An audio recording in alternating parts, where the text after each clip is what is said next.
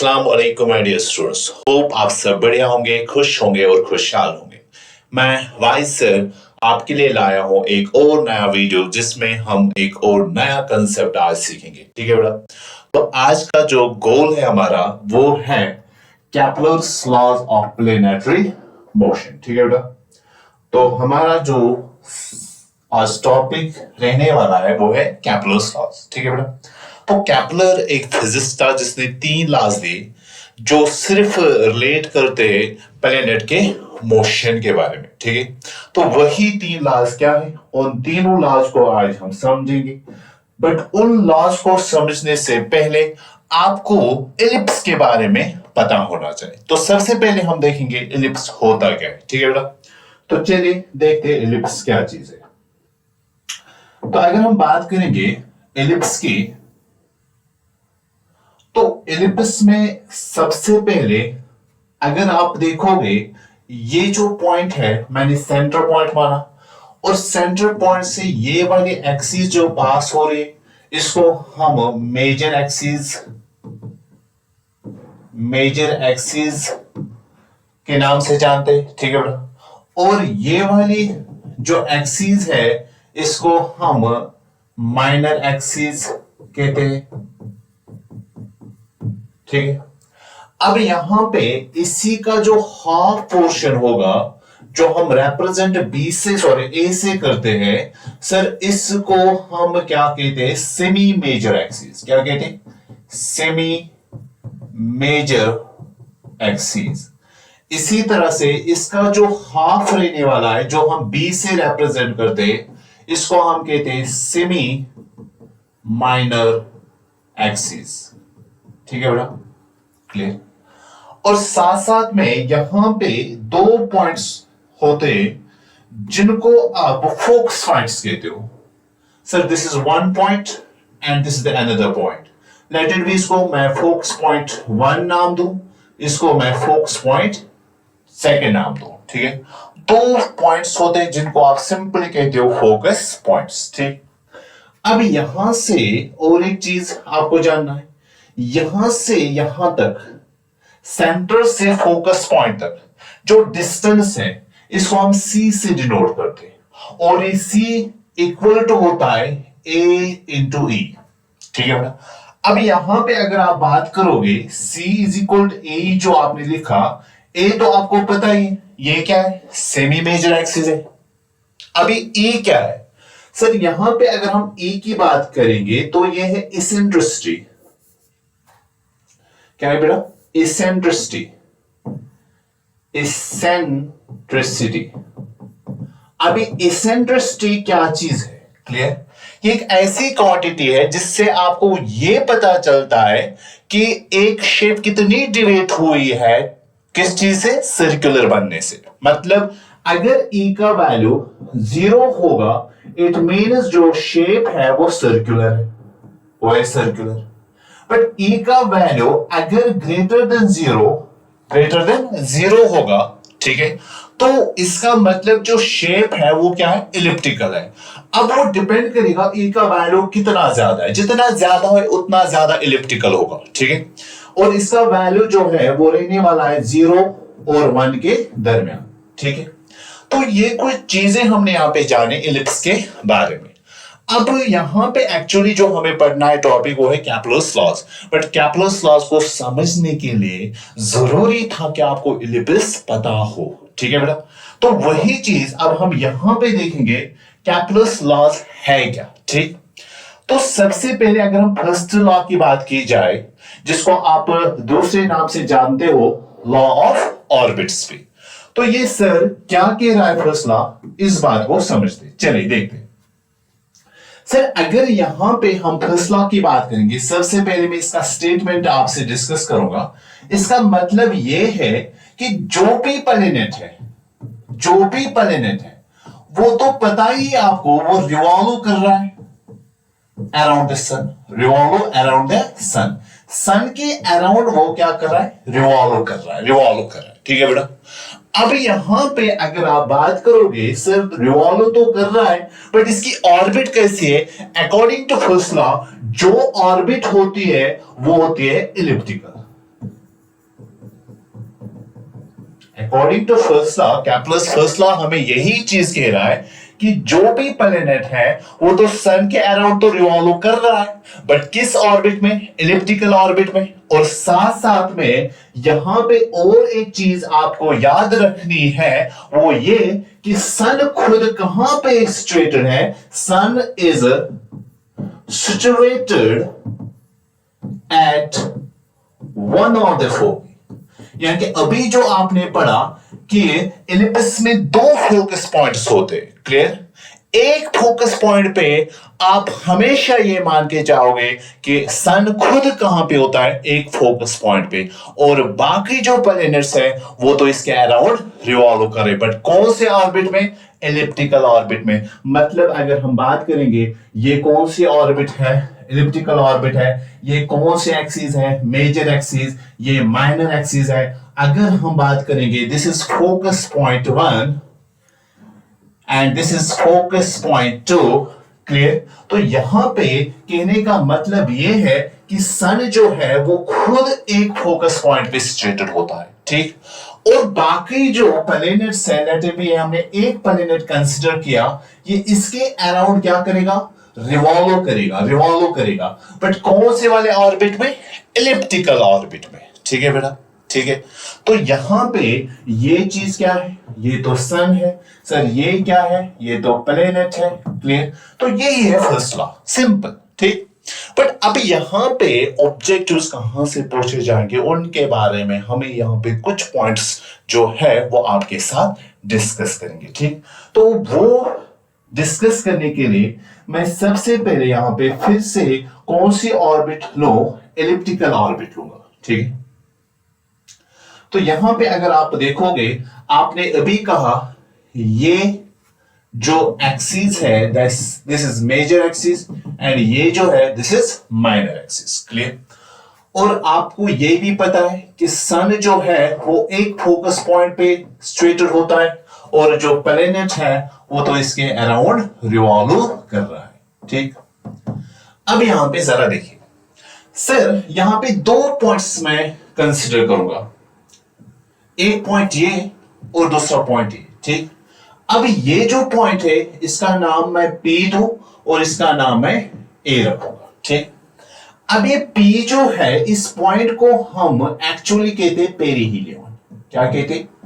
Perihelion. और इस point को हम नाम देते हैं एपीहीलियन। क्या नाम देते हैं? एपीहीलियन। अब सर ये जो पेरिहीलियन है ये कौन सी डिस्टेंस, यानी कि ये क्या रिप्रेजेंट कर रहा है? आप जरा देखिए, जब प्लैनेट रिवॉल्व करते करते कहां पे पहुंचेगा? P पॉइंट पे, ठीक? तो ये जो है ये प्लैनेट उस टाइम सन के सबसे नजदीक होगा, और जब सन के सबसे नजदीक होता है मींस ये जो डिस्टेंस है, इसी डिस्टेंस को हम नाम देते हैं क्या? पेरिहीलियन। यानी कि ये जो है ये हमें रिप्रेजेंट कर रहा है closest distance. Perihelion represents closest distance. इसी तरह से जब ये रिवॉल्व करते करते कहां पे पहुंचेगा? सर ये तो पहुंचेगा एपीहीलियन पॉइंट पे, तब ये सबसे दूर होगा सन से, ठीक? तो इसी डिस्टेंस को अगर आप देखोगे ये तो फॉरदेस्ट डिस्टेंस बन गई, फिर फॉरदेस्ट डिस्टेंस बन गई, ठीक है बेटा? तो यहां पे सबसे पहले दो पॉइंट्स आपको याद रखने, एक एपीहीलियन, दूसरा perihelion. Aphelion represents farthest distance and perihelion represents closest distance. It means कि अगर यहां पे आप इस चीज को सिंपली डिनोट करोगे, इस डिस्टेंस को आप इसको आर मिनिमम कहते हैं, कि मिनिमम डिस्टेंस, ठीक? सर जब यहां पे पहुंचता है तो ये सबसे दूर होता है उस टाइम, यानी कि ये जो है ये डिस्टेंस रिप्रेजेंट करेगा आर मैक्सिमम, ठीक? अब यहां पे कुछ वैल्यूज हम लिखेंगे। सर सबसे पहले अगर आपसे पूछा जाएगा आर मैक्सिमम का वैल्यू लिखिए, ठीक है बेटा? आर मैक्सिमम कितना है? तो आपको पता ही है ये जो वैल्यू है दिस इक्वल टू ए, और ये जो वैल्यू है दिस इक्वल टू ए, ठीक? अब यहां पे अगर हम आर मैक्स का वैल्यू लिखेंगे तो ये a प्लस ए के बराबर है, तो सिंपली आप हमेशा याद रखोगे r max is equal to a plus a. यहां से आप ए को कॉमन भी निकाल सकते हो, 1 प्लस ई का इसका वैल्यू आएगा।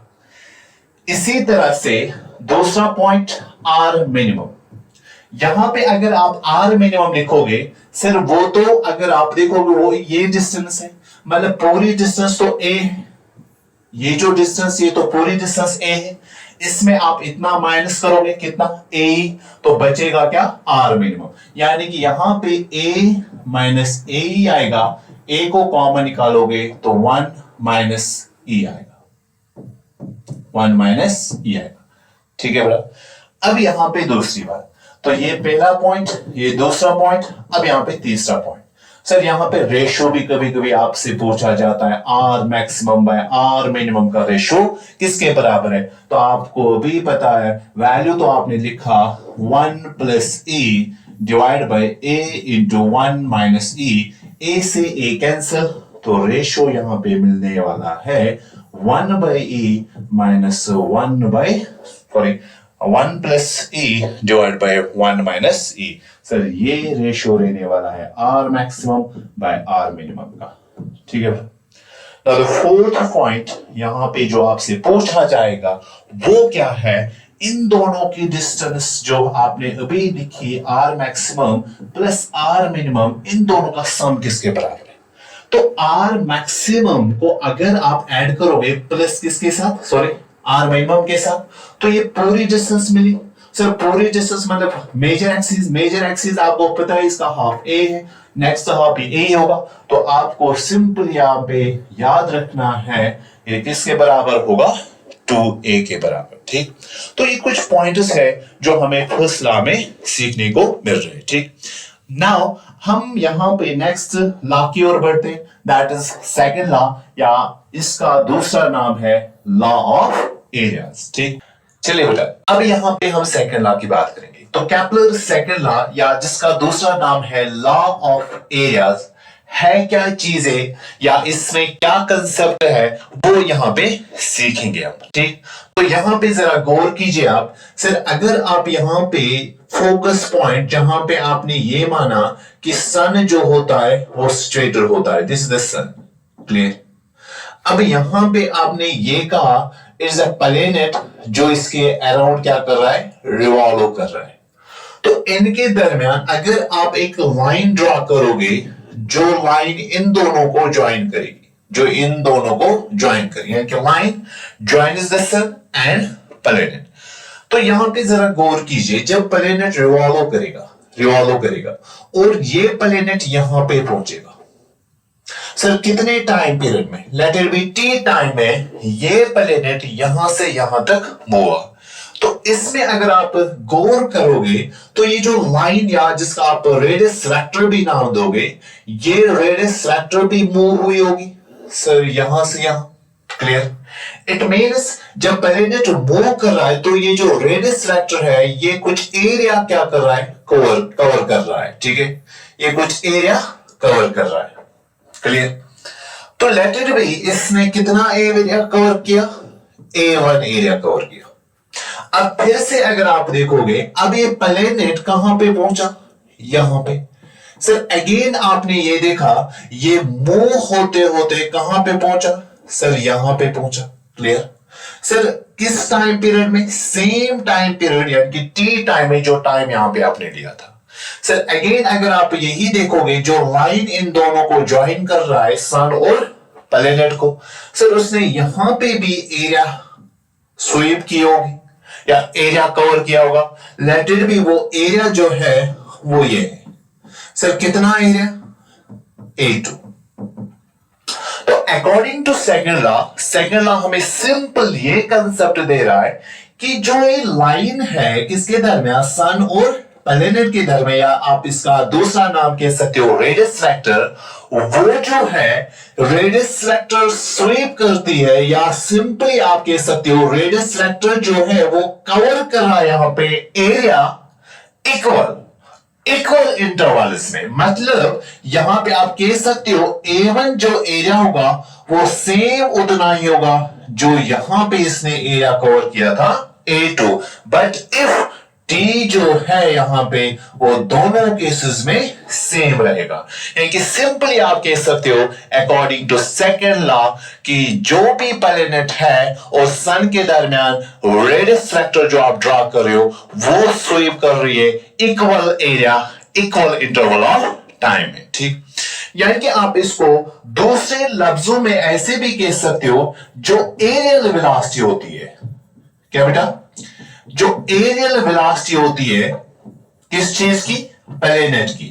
Areal velocity of planet is constant. Sir ये एरियल वेलोसिटी अब क्या चीज है? सिंपली मैं ये कहूं कि एरियल वेलोसिटी मतलब एरिया इसने कितना कवर किया, area covered per unit time.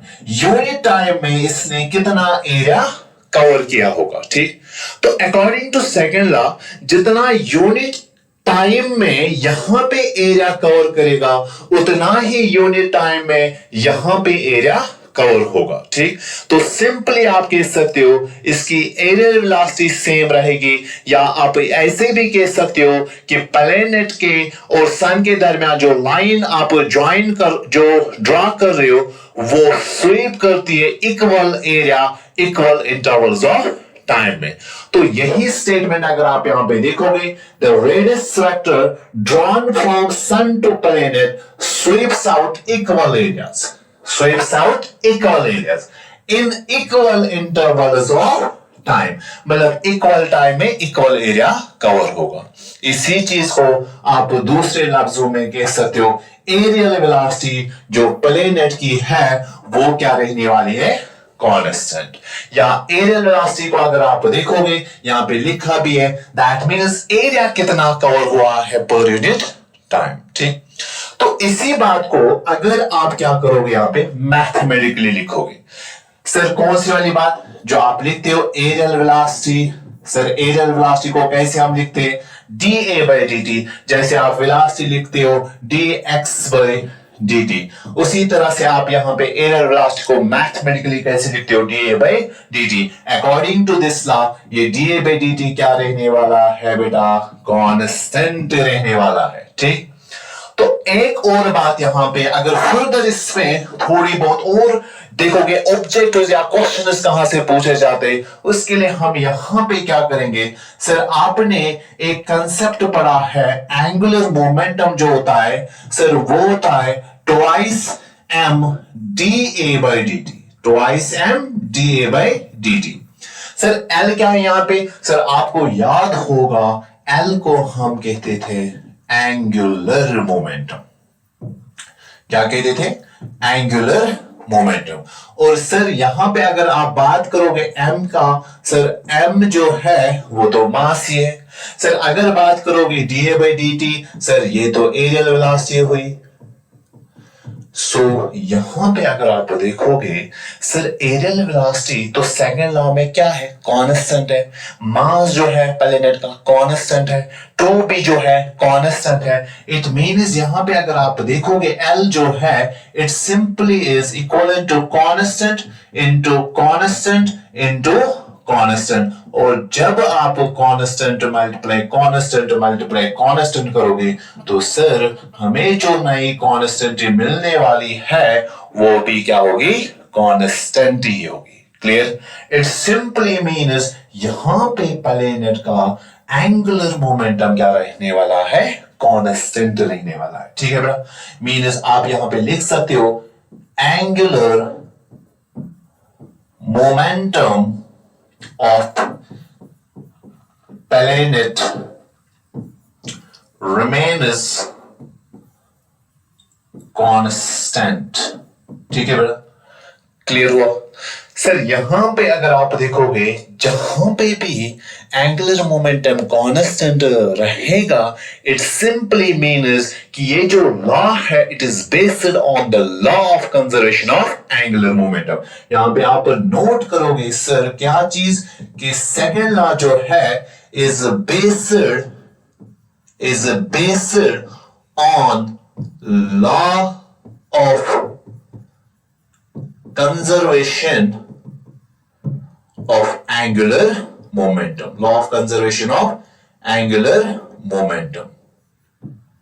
ठीक है, तो यहां पे अगर आप देखोगे तो L कांस्टेंट रहा किसका, प्लेनेट का। सर यहां पे अगर आप देखोगे फर्दर यहां पे और कुछ जानेंगे इसके बारे में, सर वो क्या चीज है जरा देखिए। सर इतना तो हमें यह पता चला कि L क्या रहने वाला है, कांस्टेंट रहने वाला है। सर L जो है खुद किसके बराबर होता है, mvr sin theta, but sine theta को यहां पे आप क्या लोगे 90, that means mvr into sin 90 दो तो 1 होता है, आप सिंपल लिख सकते हो mvr is equivalent to constant. तो अगेन अगर आप देखोगे तो मास तो कांस्टेंट ही रहता है, क्लियर, प्लेनेट का मास कांस्टेंट ही रहेगा। इट सिंपली मींस आप यहां पे ऐसे भी लिख सकते हो, चेंज जो यहां पे होगा वो तो v और r होगा, यानी आप लिख सकते हो v into r remains constant, यानी कि इन दोनों का प्रोडक्ट जो है वो क्या रहेगा, कांस्टेंट रहेगा। ठीक है ना सर, यहां पे अगर आप देखोगे इसी चीज को आप ऐसे भी लिख सकते हो, constant divide by r, r को जब शिफ्ट करोगे तो ऐसे लिख सकते हो v is equal to cos by r. Sir यहां पे इक्वलिटी को चेंज करेंगे प्रोपोर्शनलिटी में, तो आप लिख सकते हो v is inversely proportional to r। r का मतलब क्या है सर, डिस्टेंस, डिस्टेंस जो आपने फर्स्ट लॉ में देखा। सर एक पॉइंट होता है जिसको आप पेरिहीलियन कहते हो, एक पॉइंट होता है जिसको आप एपिहीलियन कहते हो। ठीक है बेटा, सर दोनों में अगर आप देखोगे सर ये दोनों पॉइंट्स हमें रिप्रेजेंट करते थे क्लोजेस्ट डिस्टेंस एंड फॉरदेस्ट डिस्टेंस। इसी तरह से जब प्लैनेट रिवॉल्व करेगा किसके अराउंड, सर सन के अराउंड, किस ऑर्बिट में, एलिप्टिकल ऑर्बिट में, तो डिस्टेंस हर जगह क्या रहने वाली है, डिफरेंट रहने वाली। यहां पे प्लैनेट पहुंचेगा एक डिस्टेंस होगी, यहां पे अदर डिस्टेंस, यहां पे अदर डिस्टेंस, यहां पे अदर डिस्टेंस। ठीक, तो डिस्टेंस चेंज रहेगी, और जहां पे डिस्टेंस क्या होगी, कम होगी, वहां पे स्पीड क्या रहेगी, ज्यादा, वहां पे स्पीड क्या रहेगी, ज्यादा। और जहां पे आर का वैल्यू अगर आप गौर से देखोगे सर ज्यादा होगा, सर वहां पे वी का वैल्यू जो है कम, यानी कि स्पीड या आप बात करोगे वेलोसिटी, सर वो प्लैनेट की क्या रहने वाली है, कम रहने वाली है। ठीक है, तो सिंपल यहां पे आप हमेशा याद रखना, ये जो आपने अभी क्या पढ़ा कि सेकंड लॉ हमें ये कह रहा है कि एरियल वेलोसिटी क्या रहने वाली है, constant. It simply means equal area cover होगा, equal time interval. But how it is possible, कैसे पॉसिबल है, इसका सिंपल रीजन जो अभी मैंने आपको मैथमेटिकली दिखाया, जब यहां पे ये होगा मतलब दूर होगा सन से प्लैनेट, तो दूर जब होगा तो स्पीड यहां पे जो होगी सर वो कम रहने वाली है, और जब यहां पे पहुंचेगा तो यहां पे नजदीक पहुंचा, ठीक, सन के नजदीक है, इट मींस यहां पे जो स्पीड होगी वो तो ज्यादा होगी, मैक्सिमम होगी। तो सिंपली याद रखना स्पीड डिपेंड करती है डिस्टेंस पे, यहां पे मतलब जितना दूर होगा कहां से, सन से, उतनी ही स्पीड क्या होगी, कम होगी, जितना नजदीक होगा उतनी ही स्पीड ज्यादा होगी। आई होप आपने इस बात को अंडरस्टैंड किया होगा। तो यहां पे अगर आप देखोगे, आपने सिंपली देखा v is inversely proportional to r, तो यहां पे हमेशा याद रखना, आप इस चीज को ऐसे भी लिख सकते हो बेटा, सर आपने आर वी तो बताया, सर ये क्या है, सर ये तो कांस्टेंट है, क्या आप ऐसे नहीं लिख सकते हो इसको, r1v1 is equal to r2 v2। But अगर यही आप किस चीज के लिखोगे, सॉरी किस चीज के लिए लिखोगे, एपिहीलियन और पेरिहीलियन के लिए, सर जरा गौर कीजिए यहां पे बेटा, सर ये जो है ये तो पेरिहीलियन है, सर ये वाला पॉइंट जो है ये तो एपिहीलियन है। सर यहां से यहां जो डिस्टेंस है पहले लॉ में हमने इसको बताया था, इट इज आर मैक्सिमम, और इस वाले डिस्टेंस को आपने नाम दिया था आर मिनिमम, मिनिमम डिस्टेंस। ठीक है बेटा, सर जब मैक्सिमम डिस्टेंस होगी मतलब प्लैनेट यहां पे होगा, सर इस पॉइंट पे होगा, सर इसकी जो स्पीड रहने वाली है वो तो मिनिमम रहने वाली है। सेकंड लॉ जिसमें आपने सीखा, सर यहां पे जब प्लैनेट पहुंचेगा तो स्पीड जो है यहां पे बेटा वो क्या रहेगी, मैक्सिमम रहेगी। ठीक है बेटा, तो इसी बात को अगर यहां पे अकॉर्डिंग टू दिस इक्वेशन लिखोगे आप लिख सकते हो आर मिनिमम। जब मिनिमम होता है तो स्पीड मैक्सिमम, यानी कि इसके साथ मल्टीप्लाई क्या होगा, वी मैक्सिमम होगा। Sir that's equivalent to, sir जब यहां पे आर मैक्सिमम लिखोगे यानी कि मैक्सिमम डिस्टेंस, सर तब क्या होगा, वी मिनिमम होगा। ये बात आपको याद रखनी है बेटा। सर इसी को आप ऐसे भी लिख सकते हो, v maximum divide by v minimum is equivalent to, sir यहां पे अगर आप देखोगे सर आर, जब आप वी मैक्सिमम और वी मिनिमम, सर यहां पे आप देखोगे this is equal to r maximum divide by r minimum, ऐसे भी लिख सकते हो इस रेशियो। ठीक है बेटा, क्लियर। आई होप आपने इस चीज को अच्छे से समझा होगा। तो आइए बढ़ते हैं नेक्स्ट लॉ की ओर, दैट इज कैपलरस थर्ड लॉ। तो कैपलरस थर्ड लॉ जो है इसको आप दूसरे नाम से भी जान सकते हो, that is law of periods. Sir ये टाइम पीरियड के रिलेटेड ये लॉ दिया गया है। सर क्या है जरा देखिए। सर अगर हम यहां पे सिंपली बात करेंगे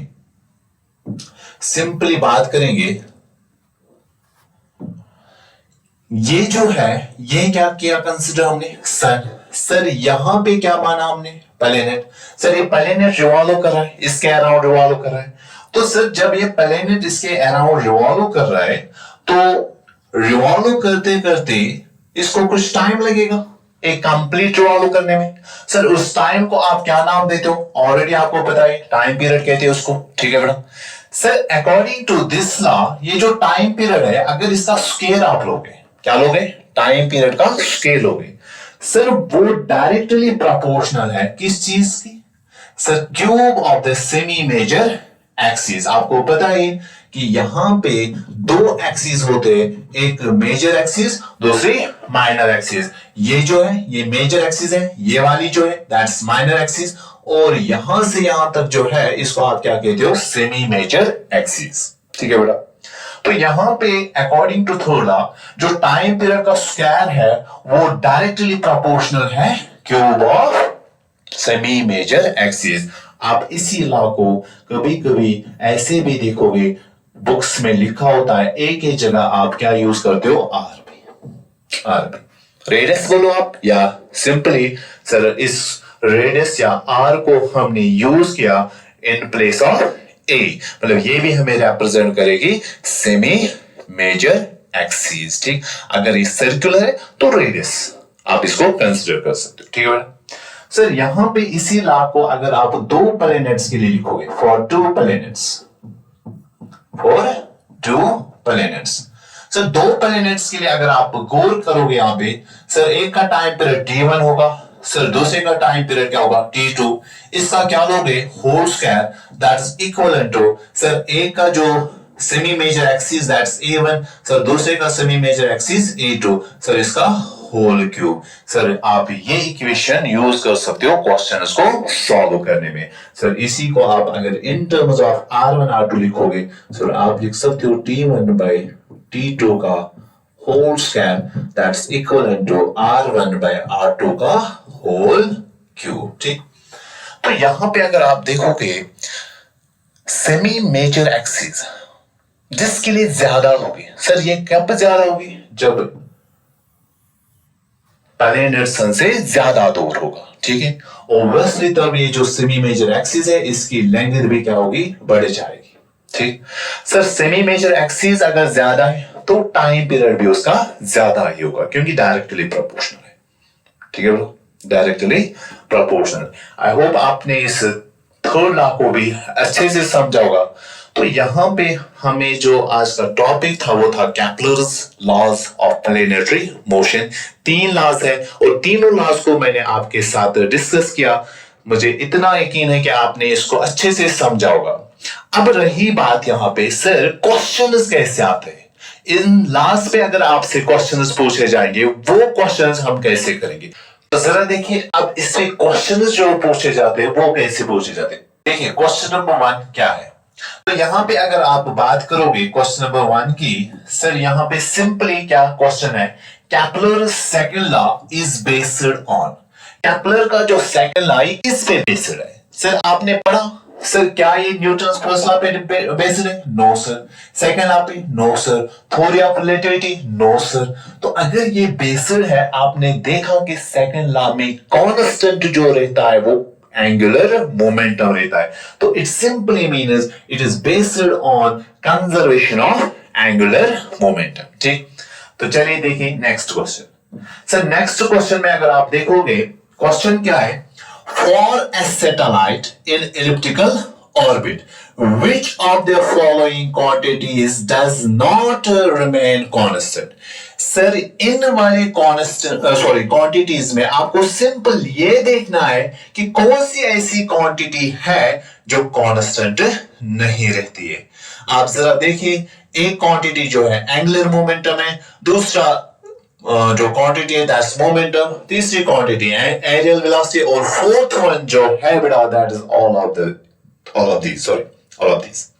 तो यहां पे अगर आप बात करोगे वन बाय वन चलते, सर एंगुलर मोमेंटम ऑलरेडी पता ही है, कंजर्वेशन फर्स्ट क्वेश्चन में भी यही कहा गया है। इट मीन्स कि यहां पे अगर आप देखोगे, आपने ये चीज देखा कि ये जो एल बेटा है वो क्या रहता है, कांस्टेंट तो रहता ही है।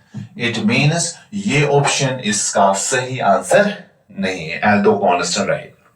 सर दूसरी बात, अगर हम मोमेंटम से पहले आप एरियल वेलोसिटी को जरा देखें।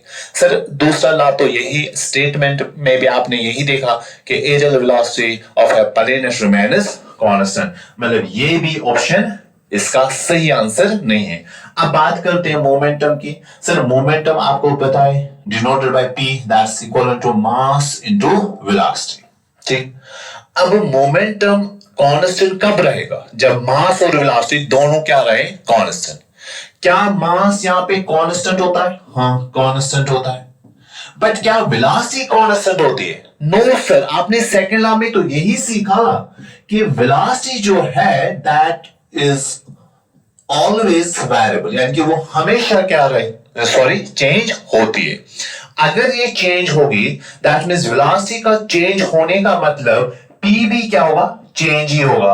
सर p का चेंज होने का मतलब ये सिंपली हमें ये कहता है कि सेकंड ऑप्शन जो है वही इसका सही आंसर है, यानी कि मोमेंटम जो है प्लेनेट का वो कांस्टेंट नहीं रहेगा। तो कांस्टेंट अगर रहेगा, एंगुलर मोमेंटम कांस्टेंट रहेगा, एरियल वेलोसिटी कांस्टेंट रहेगा। ठीक है बेटा, तो ये था क्वेश्चन नंबर 2। चलिए बढ़ते हैं क्वेश्चन नंबर 3 की ओर। सर क्वेश्चन नंबर 3 क्या है, the time period of A satellite in circular orbit, यानी कि यहां पे ऑर्बिट जो कंसीडर किया गया है वो है सर्कुलर। सर वो सर्कुलर ऑर्बिट जो है वो किस रेडियस की है, आर रेडियस की। मतलब इसका सॉल्यूशन आप सिंपली ये कर सकते हो, आपको इक्वेशन कौन सी लिखनी है, दैट्स T1 by T2 का whole square is equal to R1 by R2 का होल क्यूब। ये जो क्वेश्चन नंबर 3 है ये डिपेंड करता है किस लॉ पे, थर्ड लॉ पे। जरा देखिए सर, T1 by T2 का whole square that's equal to R1 by R2 का होल क्यूब। तो यहां पे अगर आप देखोगे टाइम पीरियड जो एक सैटेलाइट है जिसकी ऑर्बिट सर्कुलर है, जिसकी रेडियस क्या है, आर, यानी कि यहां पे सबसे पहले आपको गिवन दिया गया है R1 जो है उसका वैल्यू कितना है, आर, और उसी का टाइम पीरियड अगर आप यहां पे नोट करोगे आप, सर वो कितना है, t है। दैट मीन्स आप यहां पे लिख सकते हो T1 is equal to t।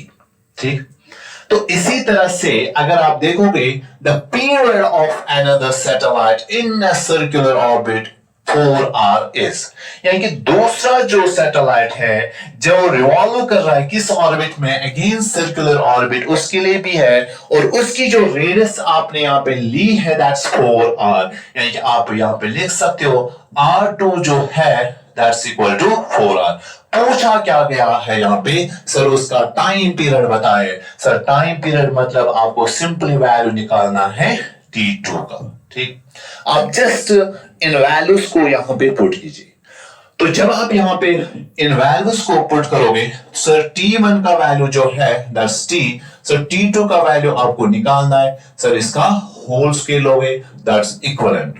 Sir R1 का वैल्यू कितना, सर R है। सर R2 का वैल्यू कितना, दैट्स 4R। ठीक है बेटा।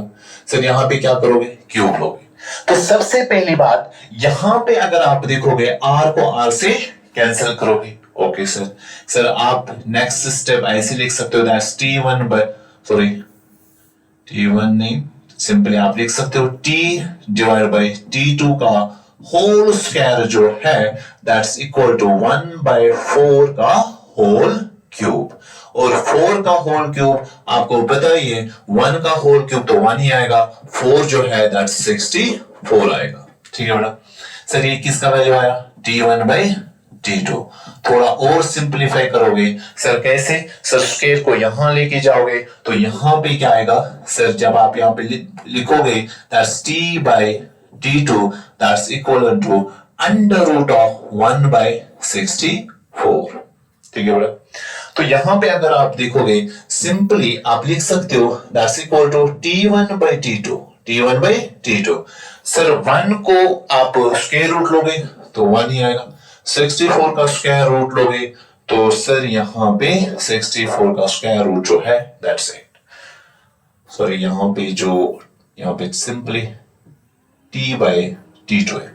सर अब यहां पे क्रॉस कीजिए, sir T2 into 1 that's T2, 8 into T that is 8T।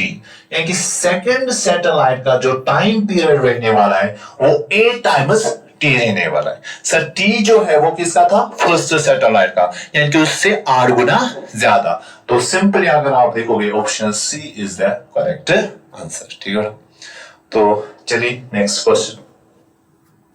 हाँ नेक्स्ट क्वेश्चन जरा देखिए, नीट में पूछा गया क्वेश्चन, सिंपल है, बहुत इजी वाला क्वेश्चन, आप लड्डू वाला क्वेश्चन कह सकते हैं इसको। जरा देखिए, the kinetic energies of a planet in an elliptical orbit about the sun, positions A, B, C are A, B, C positions पे जो काइनेटिक एनर्जी रहने वाली है किस चीज की, एक प्लेनेट की। सर वो क्या है, सर A पे जो काइनेटिक एनर्जी है दैट्स KA, सर B पे जो रहने वाली है दैट्स KB, और C पे जो रहने वाली है दैट इज KC। तो आपको सिंपली क्वेश्चन में पूछा गया है AC इज द मेजर एक्सिस, सही है, SB इज द परपेंडिकुलर, ये भी सही है। तो आपसे सिंपली पूछा गया इन 4 ऑप्शंस में व्हिच वन इज करेक्ट। ठीक है बेटा। मतलब यहां पे अगर आप देखोगे आपको सिंपली देखना है काइनेटिक एनर्जी जो है कहां पे ज्यादा है कहां पे कम है, उस चीज को देखना है। तो सबसे पहले अगर आप देखोगे काइनेटिक एनर्जी जो है बेटा किसके बराबर होती है, 1/2 mv स्क्वायर के बराबर। ठीक। तो यहां पे 1/2 कांस्टेंट, m मास भी कांस्टेंट, सो v जो है वो तो वेलोसिटी या स्पीड का हो गया यहां पे आप। ठीक। तो स्पीड जो है सैटेलाइट की क्या वो कांस्टेंट रहती थी, नो सर। इट मींस यहां पे काइनेटिक एनर्जी जो बेटा है इट डिपेंड्स अपॉन स्पीड। और कैसे डिपेंड करती है, डायरेक्टली, मतलब जहां पे स्पीड ज्यादा वहां पे काइनेटिक एनर्जी ज्यादा। तो स्पीड अगर कहीं पे ज्यादा है सर वहीं पे काइनेटिक एनर्जी ज्यादा है। क्लियर। इन तीनों पोजीशंस पे अगर आप देखोगे सबसे नजदीक वाली पोजीशन जो है वो तो A है, मतलब स्पीड जो A पे होगी उसको आप VA लिख सकते हो, B पे आप V भी लिख सकते हो, और C पे आप VC लिख सकते हो। सर आपको पता ही है कि जितना दूर होगा प्लेनेट कहां से, सन से, वहां पे स्पीड क्या रहेगी, कम। सबसे कम तो C पे, सर उससे ज्यादा कहां पे, B से, और सबसे ज्यादा कहां पे, A पे। आप लिख सकते हो speed at A is greater than B is greater than C। Clear. और जहां स्पीड ज्यादा वहां पे क्या लिखा आपने अभी, काइनेटिक एनर्जी ज्यादा। It simply means kinetic energy at position A is greater than at B is greater than at C, and this option is the correct option. Sir ये कहां पे है? Sir this is the b option, so b option is the correct. Clear? चलिए next question, important question है, जरा देखिए इसको। The work done by gravitational force on Earth when it moves from point P to point A as shown in figure. Positive, negative, zero, none of these. Question क्या है जरा देखिए। Sir जब अर्थ कहां से मूव कर रही है? P से A की ओर, P से A की ओर, तो इस पे सन की वजह से क्या लगने वाला है? Gravitational force. तो उस ग्रेविटेशनल फोर्स की वजह से जो यहां पे वर्क डन हो रही है, वो वर्क डन आपको बताना है, क्या वो पॉजिटिव वर्क डन हो सकती है, क्या वो नेगेटिव वर्क डन हो सकती है, या जीरो वर्क डन हो सकती है, या इनमें कोई भी ऑप्शन नहीं है, ये भी आपको कहना है। ठीक है, तो आपको सिंपली इसका आंसर अगर ढूंढना है तो आप यहां पे एक इंपॉर्टेंट वाली थ्योरम यूज करोगे, that's work energy theorem. Sir according to work energy theorem, so work done by all forces is equivalent to change in kinetic energy, means final kinetic energy minus initial kinetic energy. ठीक, तो final position कौन सा है? A, this is the final position. Sir initial position वाला कौन सा point है? That is P. तो आप यहां पे जरा देखिए, सर P जो है सन के नजदीक है, A जो है वो सन से दूर है, और आपको पता ही है सर काइनेटिक एनर्जी कहां पे ज्यादा होगी? जहां पे स्पीड है ज्यादा। और स्पीड कहां पे ज्यादा? मतलब यहां पे आपने देखा है, यहां पे स्पीड क्या होगा? मैक्सिमम। यहां पे स्पीड क्या होती है? मिनिमम। और स्पीड मैक्सिमम का होने का मतलब काइनेटिक एनर्जी यहां पे क्या होगा? मैक्सिमम। और यहां पे काइनेटिक एनर्जी क्या है? मिनिमम। ठीक, तो यहां पे अगर आप देखोगे ये किसका वैल्यू है? इनिशियल काइनेटिक एनर्जी का। सर ये किसका वैल्यू है? फाइनल काइनेटिक एनर्जी का। आप जस्ट इसमें पुट कीजिए, सर फाइनल की जगह आप लिखोगे kinetic energy minimum minus, sir initial की जगह आप लिखोगे सर कौन सी वाली काइनेटिक एनर्जी वाला? Maximum kinetic energy. ठीक, तो मिनिमम माइनस मैक्सिमम, छोटा वैल्यू जब आप सब्ट्रैक्ट करोगे एक बड़े वैल्यू से, आपको पता ही है इतना मैथ तो सबको आता है, सर जो आंसर यहां पे आएगा सर वो तो नेगेटिव में आएगा, मतलब वर्क डन जो यहां पे रहने वाली है वो नेगेटिव रहने वाली है। ठीक है बेटा, तो इसका मतलब second option is the correct one. ठीक है बेटा, तो ऐसे यहां पे क्वेश्चंस पूछे जाते हैं। तो मैं यहां पे इतना यकीन करूंगा अब कि आपको ये टॉपिक क्लियर हुआ होगा, इसमें जितने भी कंसेप्ट्स है वो आपके साथ डिस्कस हुए, और क्वेश्चंस भी कैसे पूछे जाते वो भी आपके साथ डिस्कस हुए। इंशाल्लाह मिलते हैं जल्दी एक नए कंसेप्ट के साथ एक नए वीडियो में, तब तक दीजिए इजाजत। अल्लाह हाफिज।